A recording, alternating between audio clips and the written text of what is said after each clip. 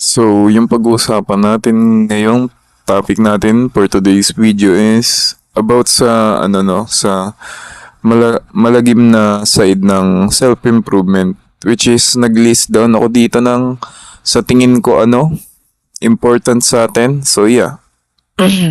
Unang-una yung kahit nagpo-progress naman tayo, pero feeling natin sa sarili is hindi pa rin tayo enough, ganun. Parang body dysmorphia lang. Kung gaano ka nag-improve, saka naman patas ng patas yung standard mo. Which is, yun yung nagkakos. Kumbaga, parang nag-steroids yung iba, yun yung iba naman. Gumamit ng peptides, ganun. Base sa akin yun.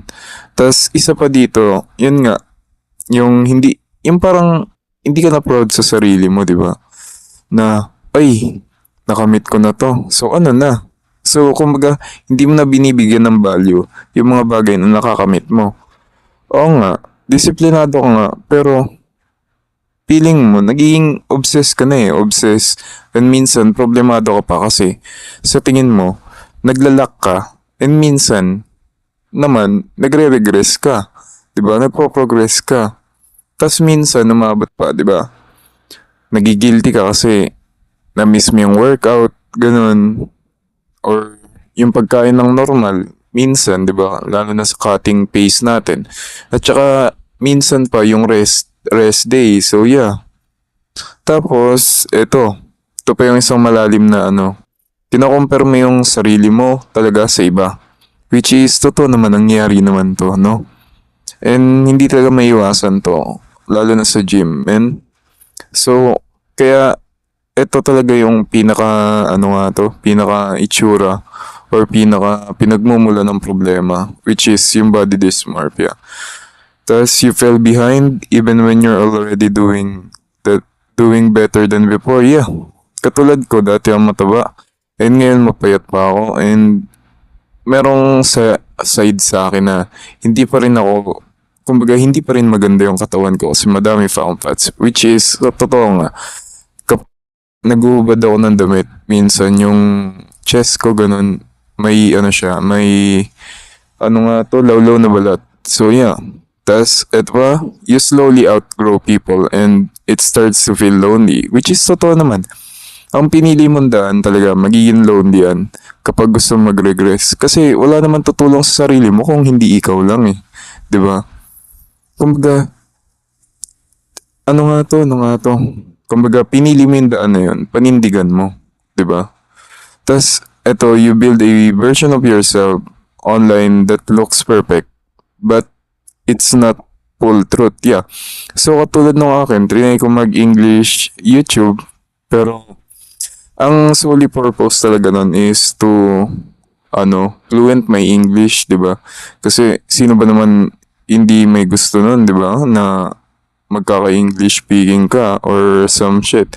So yeah.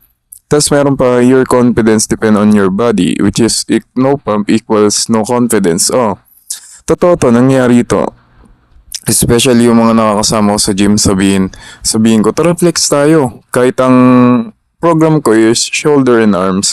And ang program nila minsan is legs. Sabihin, ayoko pre, wala akong pump. Hindi dapat ganun, men.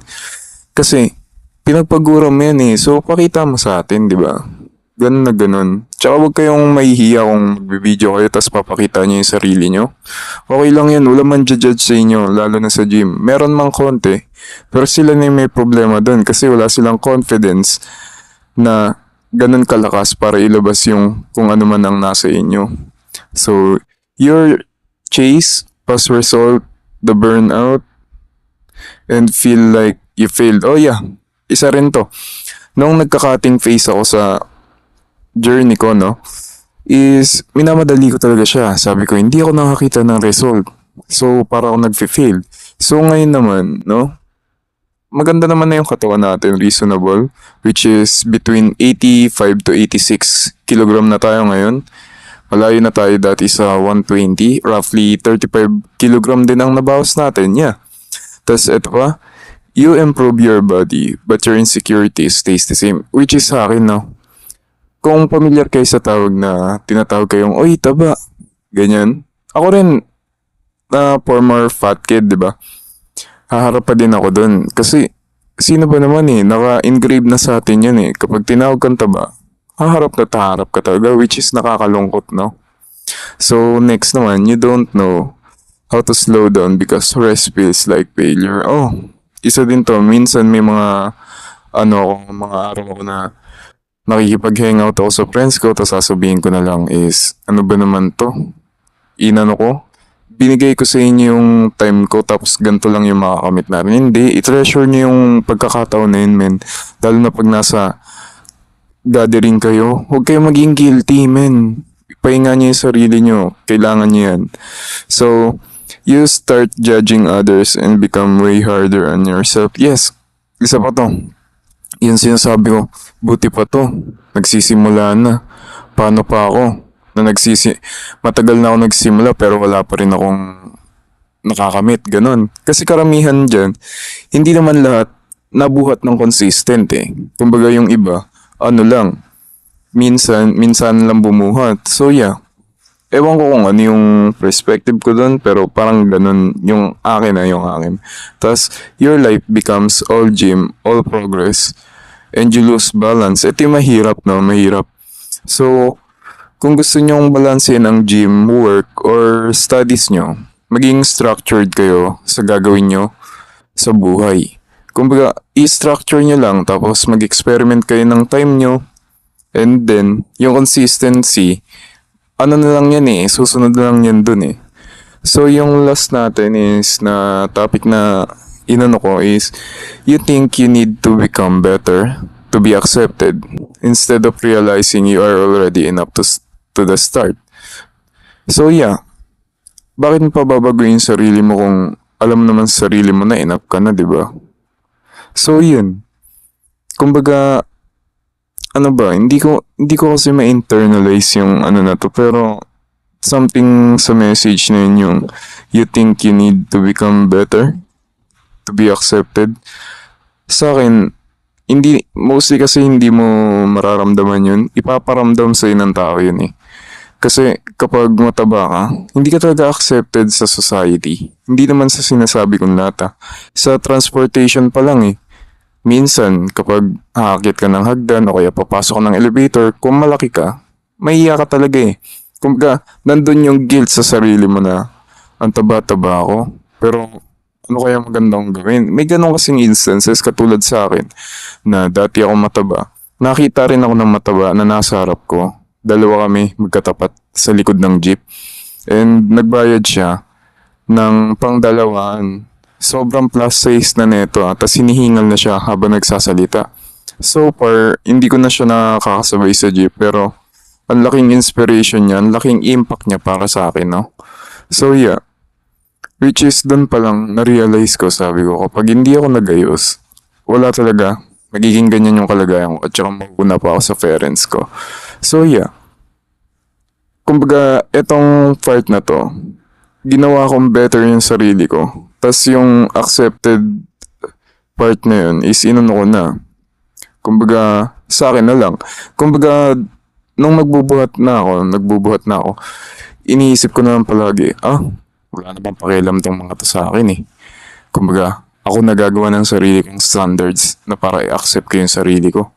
Hindi ko na kailangan mag-fit in. Meron na akong ganong mentality, which is, wala sa akin dati na mataba ako kasi sino ba naman ako, 'di ba?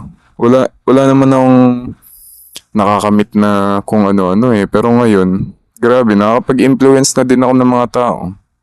Meron na akong nangihingi ng advice sa akin, mga ganun, which is nakaka-proud, no? Especially sa sarili ko din, napaproud na ako. So yeah, yun lang yung mga topic na gusto kong pag-usapan, no? Which is nangyari naman sa totoong buhay. So, eto na nga, physic check natin, no? Ayun yung sinasabi ko sa inyo na makikita nyo dyan sando yan, no? Di ba yung hulma ng sando, halatang may loose chest fat ako. So yeah, ang ganda ng ano dito, ang ganda ng lighting. Which is gabi ako bumuhat kasi may ginawa ako nung umaga. And yan, bags. Ganda ng ano natin. Shoulder and arms natin, man. So yeah.